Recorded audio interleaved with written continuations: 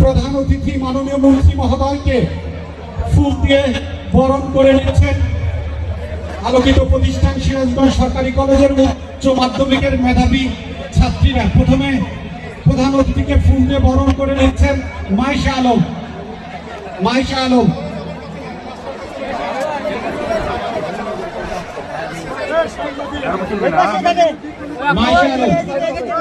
আজকের আয়োজনের সভাপতি প্রফেসর মোহাম্মদ মহিদুল হাসান মহোদয়কে ফুল দিয়ে বরণ করে নিচ্ছেন আনুষ্কা শাকিল।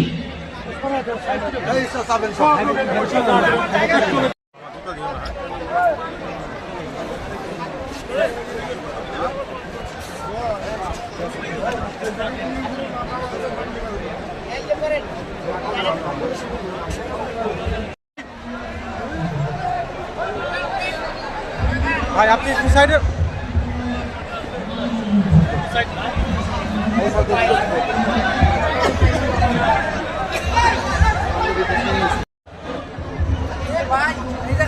মারবে এই জায়গাতে সরা লাগবে ভাই, উধর সিকোয়েন্স আছে এই সাইডে সরা লাগবে, চেক মারবে ভাই, এই জায়গাতে সরা লাগবে ভাই।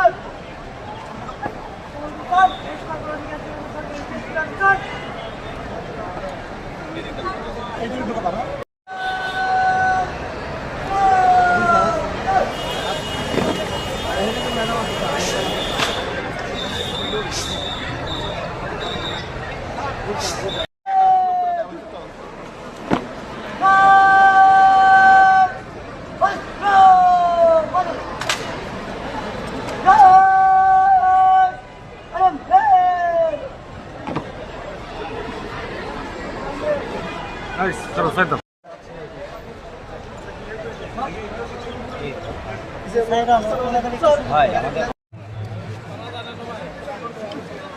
শুভেচ্ছা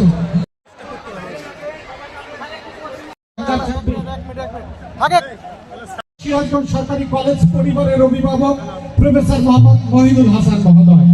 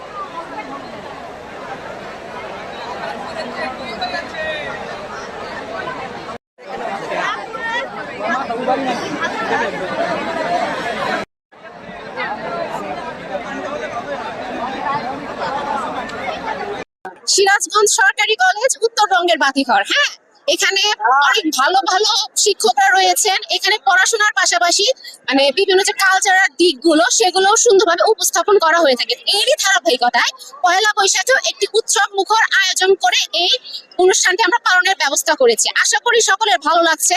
পান্তা ইলিশের পাশাপাশি রয়েছে বিভিন্ন ধরনের ঐতিহ্যবাহী পিঠা পুলি, সবাই ঘুরছে এবং কিনে কিনে খাচ্ছে, সবাই খুব আনন্দ করছে। আমারও ভালো লাগছে। আমিও এসেছি বন্ধু বান্ধবদের সাথে, প্রতিবেশী আত্মীয় স্বজন সবাই এসেছে।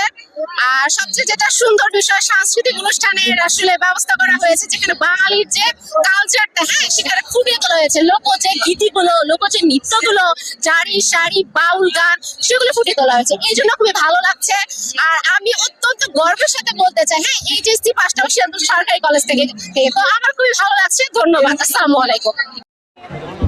এই বর্ষটা সুন্দর হোক, সুগম হোক, আনন্দময় হোক এবং সুস্বাস্থ্য হোক, এই কামনা করি আপনাদের জন্য। আমি অত্যন্ত আনন্দিত যে এই বছরের প্রথম দিনেই আমি আপনাদের সামনে আসতে পেরেছি এবং আপনাদের সাথে অংশগ্রহণ করতে পেরেছি। এখানে অনেক সুন্দর স্টল দেখছে, সেখানে আমাদের দেশীয় প্রত্যেক দিনে যেসব আমরা করি, খাবার দাবার খাই, সেগুলো এখানে দেখানো হচ্ছে। আমি আনন্দিত এই জন্যই যে আমরা আমাদের যে নিজেদের কৃষ্টি, আমাদের যে নিজেদের সংস্কৃতি, সেটাকে এই মেলার মাধ্যমে সবাইকে তুলে ধরছি। ভবিষ্যতে আরো আনন্দময় হবে এই আশা রেখে আমি আমার বক্তব্য শেষ করছি।